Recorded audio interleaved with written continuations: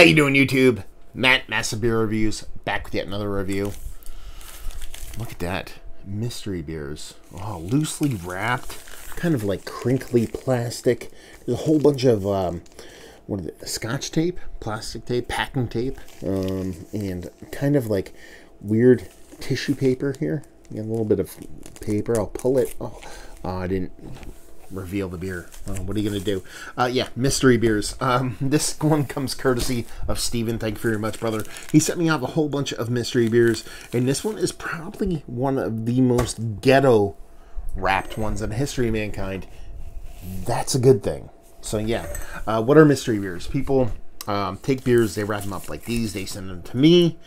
I open them, I drink them, I talk about them, I, kind of guess the beer, essentially. I don't necessarily guess the exact beer it is, although I do that from time to time, and actually I'm quite correct most times, surprisingly enough. But I talk about, what kind of beer it is, adjuncts, all that stuff. So it's a pretty fun practice. I implore you all out there to do the same if you can, and yeah, let's dive into it, see what she's got.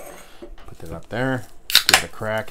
Kind of pull this paper off to the side because this might actually, well, here we go. We're definitely diving into something that is not an IPA. So you talk about a paper wrapped. Look at that. Oh, it's gonna get right to the top. A ghetto paper wrapped, big hazy can.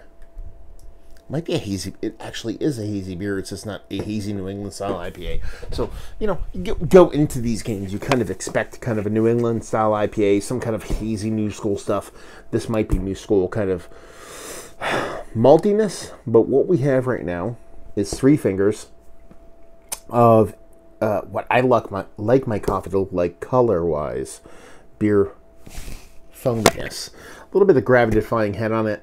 Yeah, super creamy and super dark. So she looks like a stout, milk stout, porter, imperial porter, sour IPA, dark IPA, dark IPA, black IPA, sour IPA. It could be a dark sour IPA. We can go all kinds of different directions on this, but what we have right now is a dark beer with a gigantic head on it so far. So yeah, let's see if we can actually get a nose out of this sucker.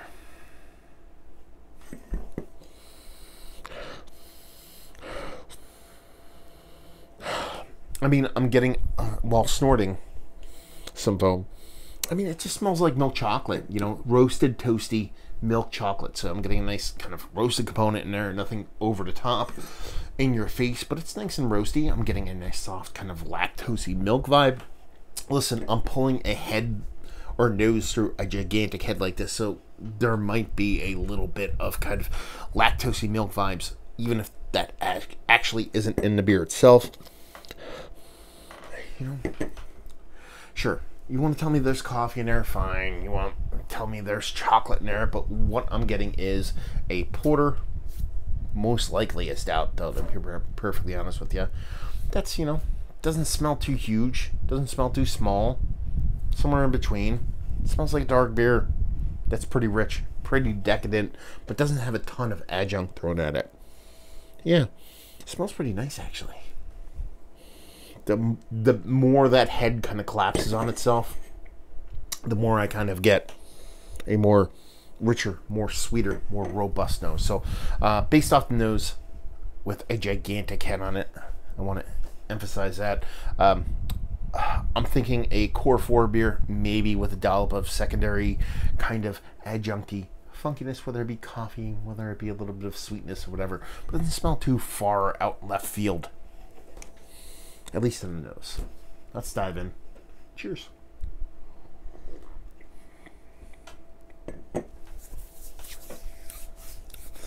Well, ooh.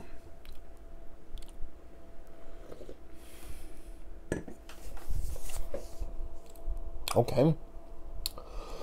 Well, it's definitely not all that sweet.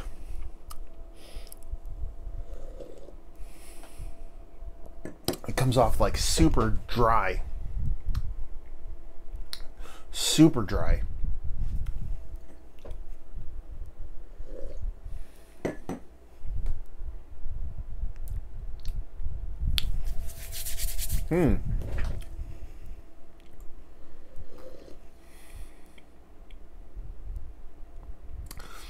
tell you what, that nose had this nice richness to it, nice sweetness to it, and the taste, it's uber dry.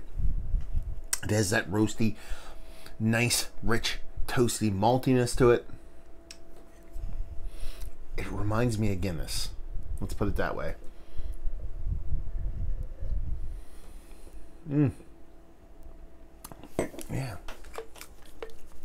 Give it a little swirl, see what it's got.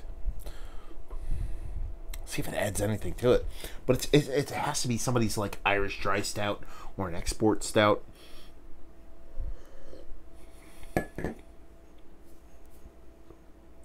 Low in ABV. It's got to be like 5%, if not lower. Yeah, it's Guinness vibes. It has Guinness vibes around it. I don't think it's Guinness though. I think there's something extra to it. I think it's a new school brewery's version of a Guinness. Let's put it that way. I think somebody at whoever brewery this is said, I love chugging Guinness. Let's make our version of Guinness, throw it out in the world and see what people think, because that's honestly what I'm getting right here. It's got a nice rich kind of maltiness to it. It's an over-the-top sweet in the taste, but you have this nice bittering malt in the taste. You got this nice creamy fluffiness in the taste. You got this nice really rich depth to the maltiness. It comes out uber dry in the actual finish. Yeah, it's somebody's core 4 Guinness version of their beer. If you told me this was like a variant of Guinness, like some like canned version of non-nitro, because it's not a nitro Guinness can. If you said this is okay, or rewind. If I unwrap this and it's Guinness without nitro in it, I'm totally cool with that. But I think it's somebody's like Americanized version of, you know, that dry export stout style. That's what it has to be. That's it. I'm done talking about it because that's exactly what it is. There it is. It's weird because actually in the nose, I thought I was going to skew way sweeter than it actually was in the taste. But yeah, it never got there. So I'm really curious to see what this actually is. This is probably some super crazy fancy brewery. Let's see. Okay. We have Sheben Brewing. It's their Finnegan's Ladder. It's their foreign extra stout. I think I'm on the right track with this one.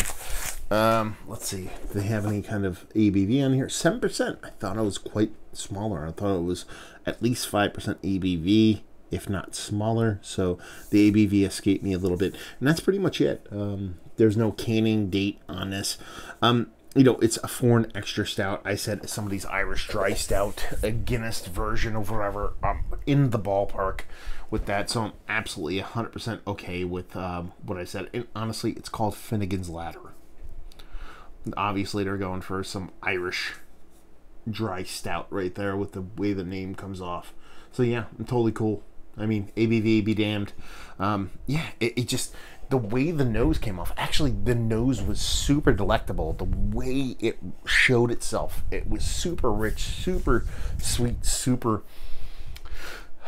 vibrant. But that taste, man, the way the beer comes off and the actual taste itself, it's super dry, super chuggable. I mean, this is like I said, I was kind of hoping, if anything, it was below 5%, because this is the kind of beer that you would chug. This is a session beer.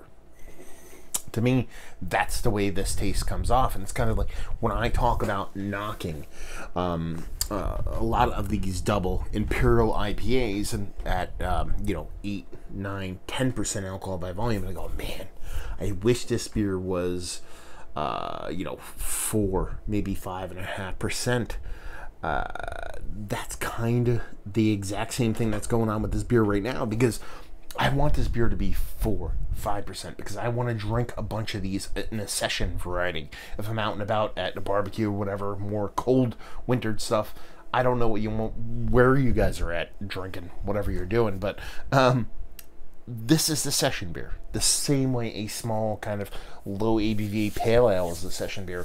I've actually said this before. It's not the first. I'm not the first person to say this, but these kind of beers, maybe not 7%, but those 5% Guinness-esque kind of porters and stouts and stuff like that. If you get them really cold in the summer, they're really refreshing, just as refreshing as a lot of those kind of low ABV pale ales. So that's kind of where I thought this one was going to sit. It came off a little bit higher ABV, but at the same time, when I knock those double IPAs for not being 5% because of the impact they give and the kind of beer they're trying to be, this is the same exact thing. This is a Guinness. This is a Boddington's. This is, again, it's not a Boddington's beer. It's a much lighter beer, a little bit creamier, a little bit more kind of, I would almost say tart and funky kind of Boddington's comes off to me, but that vein mentally of that kind of beer. A low ABV chugger drinker kind of beer. Now I'm trying to think the ABV on Boddington's. Might have screwed myself on that one. Anyway, regardless, yeah, it's a foreign export stout. It's a Irish dry stout. It's one of those kind of beers that you just want to chug all day. So yeah, let's talk about it. This is one of the better foreign extra stouts that I've had as of late. You know, it's fine. I haven't had that many, so it would default towards the top. Again, my problem is it drinks like 4, it's 7. It should be 4. Value and availability, no idea. Maybe Steven can chime in on this and leave you with, if you like what way you like this beer. If you like Guinness, but you want to get really wrecked, because Guinness doesn't do you ABV-wise. That's where this one sits. It's almost like if you gave, I keep saying Guinness nonstop, so I apologize, Sheben, but like they'll ever watch. But if you drink Guinness and you want to take it next level, or if you want to get really drunk, this is going to do you, because you're going to get much the same experience, a bit roastier, a bit toastier, a bit more robust outside of Guinness, but not that much bigger jump in the ABV. It's a fun beer. I dig it. I love the fact that I got it in a mystery beer. If I didn't get in a mystery beer, I don't know what I'd say about it, but that's the fun of mystery beers. There you go. Another review in the books. Hopefully you guys enjoyed the review. Down there if you want to talk about it. Massive Beers if you want to check me out doing the social media stuff. Beer Massive if you want to check me out doing the whole podcasting thing. And hopefully you guys enjoyed the review. Hopefully enjoying a nice little Finnegan's Ladder right now. Hopefully you see that. Words. Hopefully you see it next time. Cheers.